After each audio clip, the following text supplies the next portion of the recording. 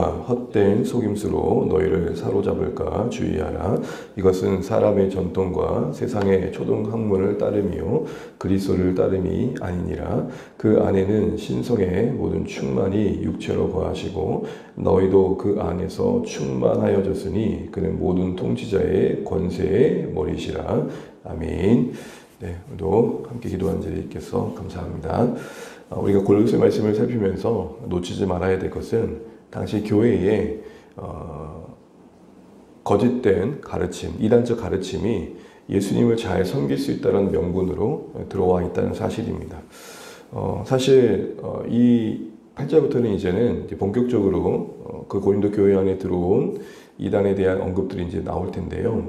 이 말씀을 쭉 보다 보면 한편으로 참 한국 교회를 보는 듯한 느낌도 들어서 불편한 마음이 드는 것 같습니다. 뭐 정확하게 추정하기는 쉽지 않겠지만 한국에 지금 이단의 숫자가 한 200여 개로 파악이 됩니다. 뭐 파악된 숫자로 본다면 한 66만 정도, 한 70만 명 가까운 정도의 숫자가 이단에 속해 있는 이제 신도들인 것이죠. 그때나 지금이나 이단의 문제는 뭐 역사 속에서 계속 있어 왔지만 이런 질문을 해보는 거죠. 왜 그러면 이단이 자리 잡게 되는가? 긍정적으로 보면 진짜가 있기 때문일 겁니다. 그래서 이단의 정체는 기생입니다. 기생. 복음과 전통의 교단, 그 교회의 곁에 붙어 있어서 자신들의 이익을 취하는 것이죠. 또 한편 근본적인 문제를 보면 조금 비판을 해볼 만한 것은 유독 다른 어떤 나라보다 이렇게 한국이 이단이 많은 이유 중에 하나는 우리의 신앙이라는 그 어떤 방향이 참 막연하다라는 것이죠. 열심을 내고 진심을 다하고 최선을 다하는 그게 다 잘못됐다는 게 아닌데도 불구하고 우리의 어떤 신앙의 전통과 모습이라는 게 그런 어떤 행위와 무언가를 행하는 그 자체에 그것으로 그것을 신앙을 증명하는 쪽으로 갈 때가 많다는 겁니다. 뭐 한마디로 말한다면 내가 믿는 바의 신앙의 어떤 체계가 진리로 잘 정리되지 못한 부분이 있고 그 못한 부분을 악한 자가 이단들이 틈새로 비집고 들어오듯 찾아와가지고 거기에 거짓된 가르침을 뿌리고 왜곡된 신앙을 자리 잡게 하더라는 것입니다. 그러니까 우리가 건강하게 세워져 간다는 것은 내가 믿는 바의 신앙의 어떤 고백들이 말씀의 근거에서 잘 정리돼야 되는 겁니다. 이것을 오늘 골로새서 내내 뭐라고 말합니까? 우리의 신앙의 터, 근거는 진리이신 예수 그리스도에 된다라는 것이죠. 오늘 바울도 미세한 이야기를 좀 하고 있는 겁니다. 그래서 8절에 이렇게 말하죠. 어느 누군가가 여러분에게 철학 곧 헛된 속임수로 여러분을 사로잡지 않도록 주의하십시오 라고 말합니다. 주의란 말은 무슨 말입니까? 경계하는 거죠. 혹여나 그게 철학처럼 고상해 보이는 가르침이라 할지라도 결국 여러분을 기만하는 교훈이 될 수 있으니 그럴듯하다는 가르침에 마음을 쉽게 주지 마십시오 라는 겁니다. 특별히 여기 사로잡다라는 말의 의미는 노예로 만들다라는 것이죠. 여러분 이단의 특징이 뭡니까? 그 공동체의 가르침에 노예가 되게 합니다. 그 공동체의 교주에 노예가 되게 합니다. 거기를 떠나면 마치 죽을 것처럼 엄포를 놓고 협박을 하며 위협을 합니다. 결국에는 그 공동체가 추구하는 어떤 전통과 가르침을 따르게 합니다. 그래서 바울이 이렇게 말합니다. 결국 그것은 그 헛된 속임수인 그 교훈들은 후반절을 보십시오. 뭘 따르게 한다 그럽니까? 사람의 전통과 세상의 초등학문을 따르는 것에 불과하다라고 말합니다. 이 전통이라는 것은 어떤 규례이겠죠. 규칙일 것입니다. 세상의 초등학문이라는 것은 세상의 그 기본적인 원리밖에 안 된다라는 겁니다. 신앙의 깊은 심오한 진리와는 전혀 무관하다 지금 이야기를 하고 있는 것이죠. 여기서 우리는 이단적 가르침이냐 이게 정말로 전통적 가르침이냐를 복음적 가르침이냐를 구별짓는 중요한 기준을 하나 보게 됩니다. 그 가르치는 바가 결국 누구를 따르게 하느냐에 있는 것입니다. 결국 그것이 누구를 더 사모하게 하느냐에 있는 것입니다. 오늘 바울이 제시하는 기준이 뭡니까? 그 교훈과 가르침이 복음적이며 참되다는 것은 결국 예수님을 따르게 하느냐 그렇지 않느냐에 있다라는 것입니다. 그래서 이단을 분별하는 가장 중요한 요소 중에 하나는 바로 그 방향성이 예수 그리스도께 가고 있느냐 그렇지 않느냐에 있냐는 것이죠. 특별히 한 걸음 더 나아가서 예수님이 아닌 어떤 이런 전통과 다른 말로 말하는 어떤 행위와 어떤 규례를 지키는 것 자체에만 머무는 것이 왜 사람들에게 가능케 되었냐라는 것입니다. 앞서서 말씀드린 것처럼 이런 모든 열심들을 통해서 결국 추구하는 바가 내가 잘 되는 것. 그러니까 신앙이라는 것이 내 삶 가운데 어떤 보탬을 주는 정도로 여겨지다 보니까 진리에는 점점 무관심하게 되고 어떻게 하면 더 효과 있는 신앙이 가능하겠냐로 가게 되는 것입니다. 어떻게 하면 좀 더 실용적으로 복을 받을 수 있겠느냐로 가게 되는 곳이고 그 토양 위에 이런 이단적 가르침은 뿌리내기가 너무 좋은 곳입니다. 매주 예배 드리는 것보다는 이렇게 우리 함께 은밀하게 성경 공부하면서 새로운 가르침을 깨닫는 것이 복받는 비결입니다. 그러면 혹하는 겁니다.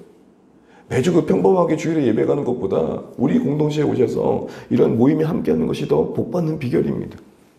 하나님께서 주의 교회 안에 역사 속에서 주신 그 신령한 가르침들과 오랜 신앙의 유산들과 신앙의 전통들은 다 깡그리 무시하고 여기 새로운 가르침이 있습니다. 새로운 방법이 있습니다. 신령한 가르침을 줄 만한 존재가 여기 있습니다. 등등 다양한 설득으로 사람들의 마음을 혹해서 결국은 그들이 그리스도를 따르게 하는 게 아니라 그들의 교주와 그들의 교리와 그들의 공동체에 종속되게 만드는 그런 결과를 낳는다는 것이죠. 크게 통하는 이유는 진리로 정리된 신앙의 고백의 부재일 뿐만 아니라 우리 안에 이 그리스도를 따르고자 함보다는 신앙이 얼마나 나에게 보탬이 될 수 있겠느냐의 생각이 더 크다는 것이죠. 근데 여러분, 우리는 긍정적으로 왜 그리스도를 따름이 중요함을 알아야 됩니까? 9절 10절을 보십시오. 같이 한번 읽어보겠습니다. 그 안에는 신성의 모든 충만이 육체로 거하시고 너희도 그 안에서 충만하여졌으니 그는 모든 통치자와 권세의 머리이시라. 골로새 내내 계속 반복되는 게 뭡니까? 그리스도께서 신성의 모든 충만함이 육체 가운데 거하시는 하나님 그분이시다는 것. 겉으로 볼 때 사람으로 볼지 모르지만 그 안에 영광의 하나님이 임재하고 계시다. 그러니까 예수님은 그냥 단순한 사람이 아니라 하나님이시며 우리 가운데 오신 이 사람의 모습으로 오셨다. 이걸 강조하는 거죠. 또한 10절에 보면 그러게 그 그리스도께서만이 우리를 충만케 하실 수 있다. 이거 좀 더 쉽게 말하자면 오직 예수님만이 우리를 만족해 하시며 오늘 우리를 온전히 하나님의 앞에 온전한 모습으로 변화시켜 가실 수 있는 능력이 되신다라고 말하는 것입니다. 여러분, 우리가 결국 신앙생활을 추구할 게 뭡니까? 우리의 본질적인 변화 아니겠습니까? 그래서 하나님이 우리를 지으신 목적대로 삶의 의미와 방향을 찾아가는 거 아니겠습니까? 그러나 이단들은 그런 데 관심이 없습니다. 유사한 가르침으로 찾아와서 결국 추구하는 게 뭐냐? 어떤 외적인 활동과 열심을 통해서 우리 자신을 변화시킬 수 있다는 것에 그 초점을 두기보다는 어떻게 하면 더 복을 받게 되느냐, 여기에 관심이 있는 것이죠. 그러나 기독교 진리의 관심은 뭡니까? 우리의 외적인 모양의 변화 이전에 내면의 변화를 추구하는 것이죠. 결국 그러기에 그리스도를 따름이 우리를 변화시킬 수 있다는 사실 안에서 우리는 기독교 신앙의 가장 근본적인 방향을 찾게 된다는 것입니다. 여러분, 이제 말씀을 좀 정리해 보겠습니다. 유독 한국이 이단이 많은 이 현실은 오늘 골로새 말씀을 보면서 함께 오버랩되어 가는 것 같습니다. 그때나 지금이나 가장 근본적인 이유 중에 하나는 진리 안에 정리된 신앙의 체계가 부족하다는 것입니다. 무엇보다도 이것은 예수님에 대한 이해가 부족하다는 것이죠. 우리 각자의 이해 속에 예수님을 두기 때문일 것입니다. 또한 그 본질적인 이면의 마음의 또 한편에는 신앙이 나에게 얼마나 보탬이 되느냐에 있다는 것이죠.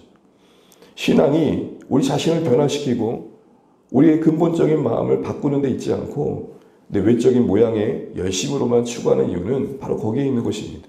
그러나 오직 우리의 신앙이 정말로 건강한지 건강하지 않은지는 결국 누구를 따르는 데 있냐는 것입니다. 여러분, 우리의 목장 모임은 주님을 더 따르도록 하고 있는지를 돌아보십시오. 나의 개인의 경건은 주님을 더 따르도록 하는 데 있는지를 돌아보십시오. 우리의 예배는 예수님을 더 따르게 하는지를 돌아보십시오. 만약 우리 안에 수많은 활동들이 있는데 결국 그것이 나의 의를 쌓는다든지 나의 복의 수단이라든지 내가 세상살이하는 동안 나에게 좀 보탬이 되는 방법 정도로 머물고 있다면, 오늘 본문의 표현을 빌리자면 그것은 다만 세상의 초등학문을 따름과 사람의 전통을 따르는 데만 머물러 있다면 결국 우리도 지금 잘못된 방향으로 가고 있는 모습이라는 것이죠. 우리의 교회 안에 수많은 사역들이 결국 건강하다는 것은 예수님을 따르도록 하는데 유익해야 한다는 것입니다. 왜요? 그래야만 우리가 변화될 수 있고 하나님께 영광이 될 수 있기 때문인 거죠. 이 말씀 기억하시면서 오늘 이 새벽에 다시 한번 기도하면 좋겠습니다. 하나님, 충만하신 영광의 하나님이신 예수 그리스도만이 우리를 충만케 할 수 있습니다. 세상의 그 무엇이 우리를 만족케 하지 못합니다.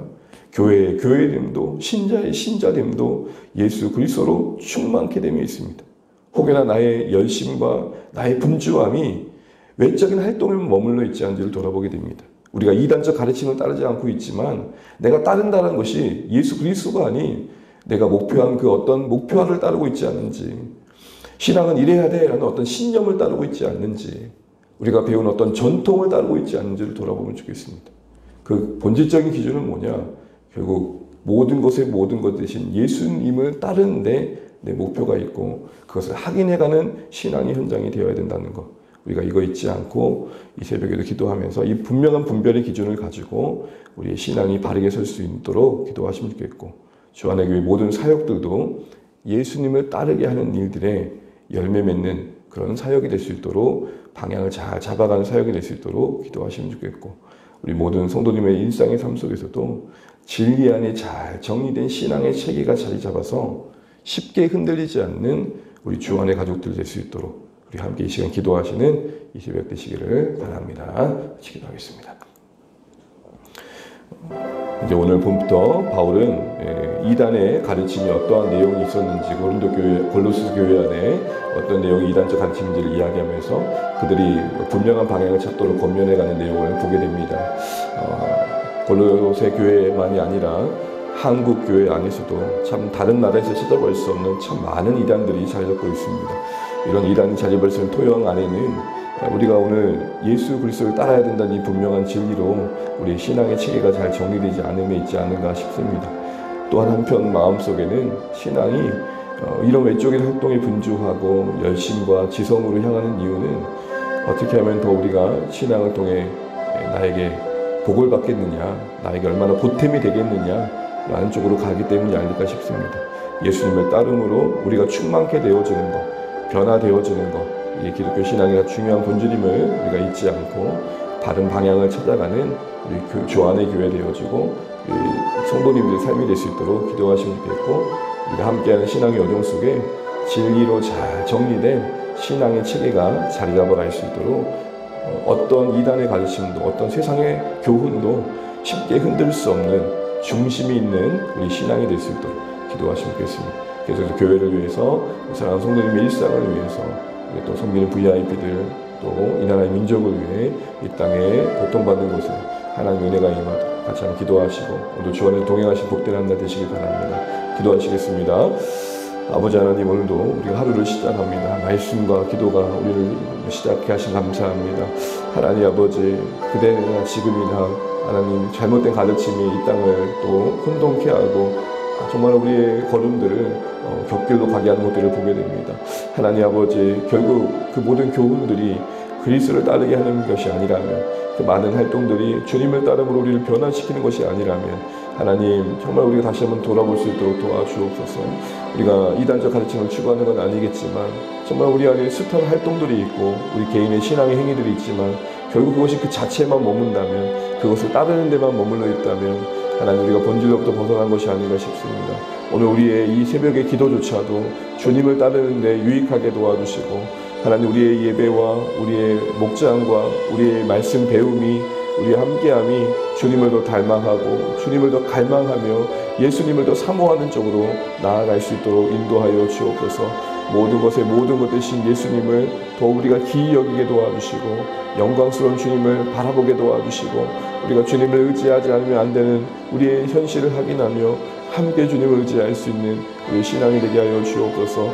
예수님에 대한 이해가 진리 안에서 바르게 자리 잡아가게 도와주시고 혼돈 속에 흔들리지 않도록 우리 안에 중심이 있는 신앙 세워지게 하여 주시옵소서. 아버지 하나님, 이 시간 우리를 붙들어 주시고 주의 국률이 임하게 하여 주옵소서. 하나님, 우리가 주님의 영광을 돌아볼 수 있도록 도와주시고 막연한 신앙으로부터 우리가 벗어나서 분명한 진리 안에 세워진 신앙이 자리 잡게 하여 주옵소서. 주님, 후한한 주 안에 가득 오늘 일상을 지켜주시고 자녀들을 붙들어 주시고 그들의 내일 향한 준비와 오늘 학업의 현장과 만남의 현장에 은혜가 있게 하여 주시옵소서. 하나님 선한 길로 인도하여 주시고 여호와 하나님이 우리의 목자 되심이 우리 자녀들의 인생 속에서 증거되게 하여 주시옵소서. 하나님 사랑하는 우리 성도님들의 일상 위에 오늘도 자비를 베푸시사 감당할 힘과 지혜를 주시고 여러 여건들 속에서 지치지 않도록 도와주시고 추운 날씨에 강건케 하시며 오늘도 하나님 우리가 바라볼 때 아파하는 그 현장에 우리의 눈물이 향하게 하시고 주님을 향한 기도와 하나님 간구가 있게 하여 주옵소서. 하나님 우리를 불쌍히 여겨 주옵시고 오늘 우리의 삶이 주님을 더 따르는 쪽으로 갈 수 있도록 인도하여 주옵소서. 하나님 전쟁의 고통의 현장에 하나님의 은혜가 임하게 하시고 하나님 긍휼이 임하게 하여 주옵소서. 주님.